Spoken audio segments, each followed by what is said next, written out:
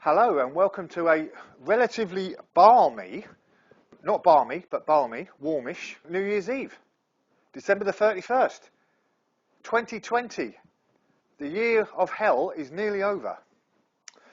So I'm out in my greenhouse, as you can see, and I thought I would get ahead of my new preparations by knocking up some, seed trays. Obviously, I'm not going to be making plastic seed trays. One of my New Year's resolutions from 2020 and again in 2021 is, I think those of you who saw my last video will know that I'm trying to cut down plastic in the garden. And, you know, plastic seed trays are one of the great inventions of the 20th century. You know, they have helped many gardeners to get their seeds nice and cheap, easy to stow. But the thing is, they're very flimsy, and you know, after a while they'll tear. You'll drop something on them, and they'll be gone, and you have to put them in the bin, and then they go into ended up usually in a landfill probably, and there's the whole plastic question, etc., etc. So I'm trying to get rid of them. Hopefully I haven't broken that. I still want to use it. And I've been trying this year. One of the ways I've been trying to use less plastic is by making my own seed trays out of pallets. Now these are really easy to make. Nice and sturdy, obviously, and you can make them any size you want. And I realised, you know, I've knocked quite a few of them up this year, all different shapes and sizes. I quite like the look of them as well, actually. That I haven't done a video on it. I did a video with Hugh Richards from Hugh's Garden, the YouTube channel, you know, and he's got a book out and all that sort of stuff. I did a collaboration with him on the very subject of making seed trays out of pallets. I haven't done one on my channel. That's a bit daft, isn't it? My idea, and I haven't even done it. So I thought I would knock one up today, make one to all you not understanding North Americans. I thought I'd make one and show you how easy it is. So, a few health rules, a few admin rules when using pallets as usual. I'll come up with these. Always make sure they're HT, heat treated. As you can see, there's a little sign up there with all the different types of pallet wood. You know, if it's chemically treated, you don't want to use those. So take that into consideration, that sign with all the different things. And is it on this one? Yeah, you can see on there, that one there is the actual HT sign. That means there's no chemicals in here, so that's good. Obviously, when when you're taking a pallet apart, you want to make sure it's relatively clean. It hasn't got chemicals all over it, etc. That might have spilt on it from some job. I always, you know, have a good look around. And it, you know, if it's a bit dirty, you might want to sand it down first, just to make sure. Sand it down to the nice clean wood, and you'll be all right. So that's your basics of using pallet wood. Always just use heat treated. There is another one up there. I can't remember which one it is, but yeah, definitely not MB, which is that methyl bromide. Or if it's got painted colours on it, that's another one that means it's chemically treated as well. But other than that, away you go. I'm just going to use, so there is a video up there, my usual video on how to take a pallet apart. I'll say up there, for those watching on YouTube, it's up there anyway. Instagram, unlucky. I'm just going to use some scrap bits that I've taken apart, all different sizes. So let's get on with it, shall we? Okay, so the tools that we're going to need for the job are a hammer,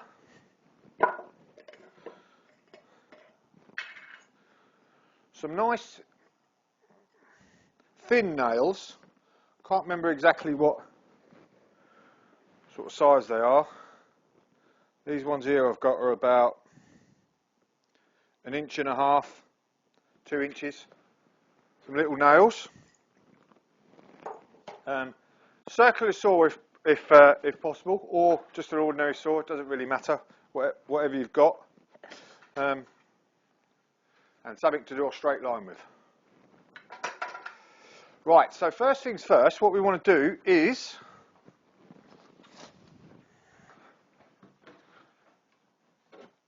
take a measurement. So I'm not going to have it as long as these. I'm going to have it a bit wider than this one though.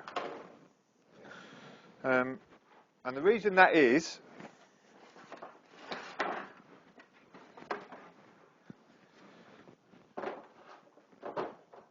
I want to make it sort of 3 of these wide.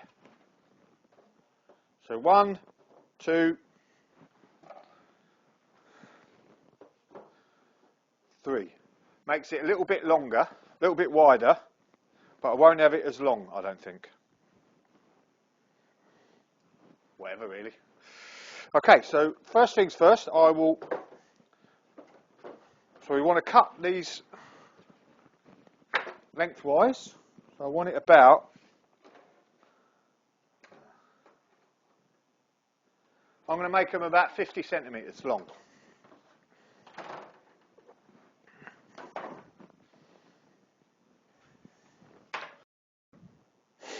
Right, so I need 2 long bits and two long bits and 2 short bits, don't I? So the long bits I'm going to make 45 centimetres in length, and the only reason I'm doing that is because that piece there is about 94 centimetres, and I can just get 2 45 centimetre lengths out of that. I'm just going to cut these off on the edges to make them nice and neat.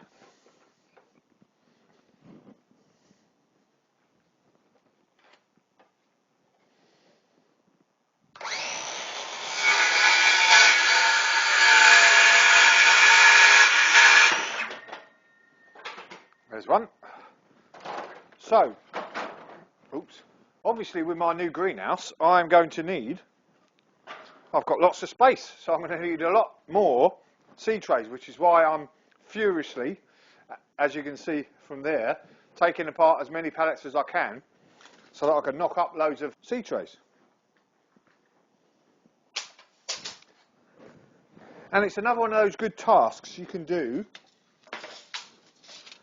when the weather, excuse me, is not good outside. What did I say, 45?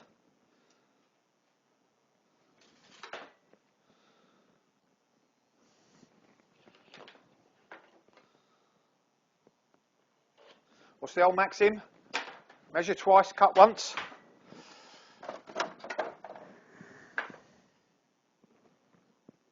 Ah, there we go.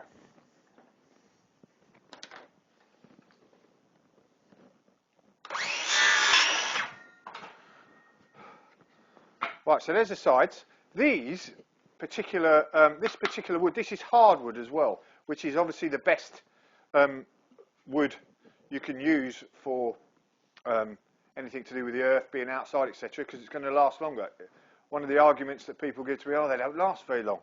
But, you know, this is actually a softwood one. I made it last year. I reckon it's going to last me, you know, 3 or 4 years. And as soon as it does, I can take it apart and stick it on the bonfire at the end of the day, and then I'll just make some more. And then the bonfire, I can put that stuff in the ground. So it's all recyclable. It's got to be better than plastic, isn't it? Right, so the sides. The sides, what are we going to make the sides?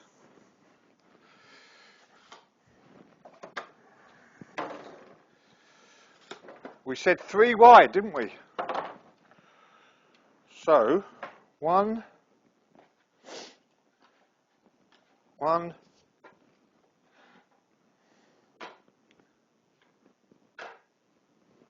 2, 3. So that is 26 centimetres. Now if I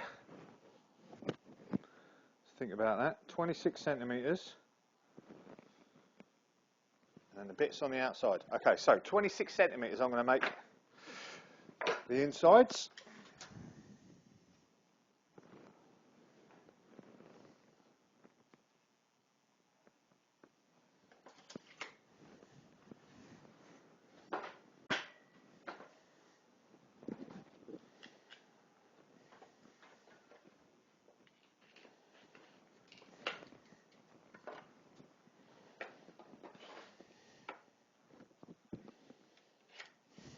As you can see, this isn't a particularly technical job.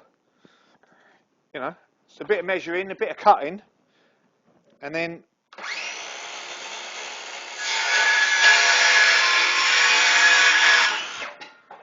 a few nails to bang in.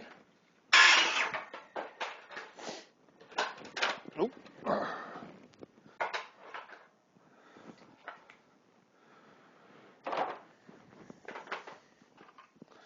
So there we go.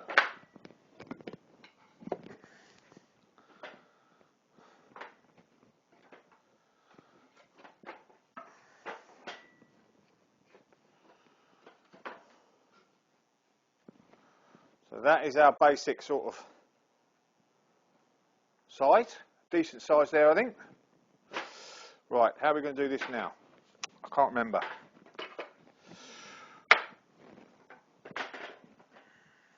Let me get that out of the way.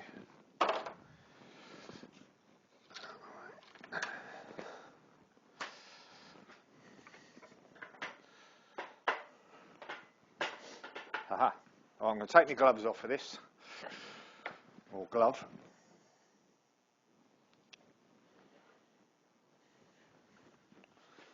Right, so when you're choosing pallet slats as well,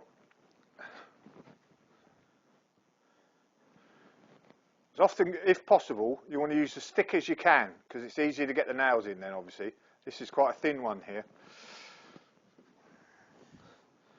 So what am I going to do? I'm going this way.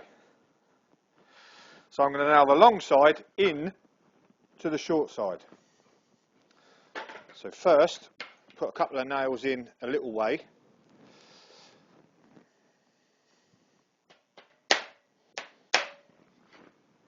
So I've got a couple of nails a little way in, already in there, just to make it easier on the balancing act that I'm going to be doing.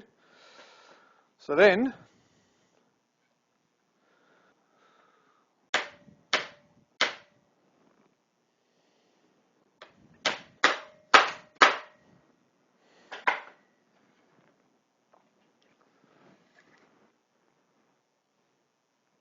right, it's not my best ever one, but you know, as you can see, it's in there.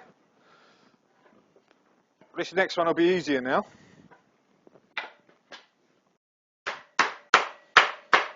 Right, that's that done.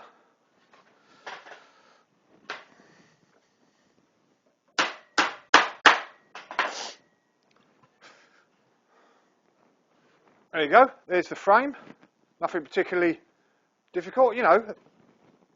Putting the nails in the hardwoods can be a little bit tricky, but you know, it's not that much of a big deal. So let's do the base.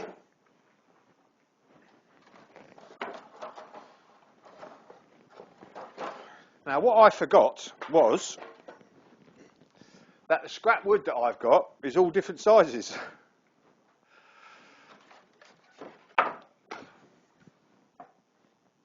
Right, so I'll cut these to length and then I'll nail them on. This is the easiest bit.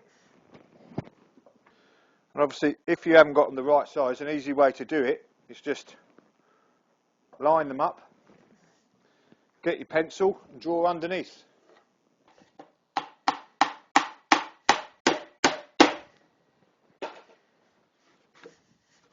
And there we go. You know, it's not going to win any prizes for, you know, aesthetic beauty, although I think it's got a sort of oldie, worldy cottage garden look about it. Nice and solid. Look at that. Beautiful, solid. That's going to last a few years, that is. Good size. I think job is definitely a good one. Now I better get on and make another 20, and I to fill up this bench. Happy New Year.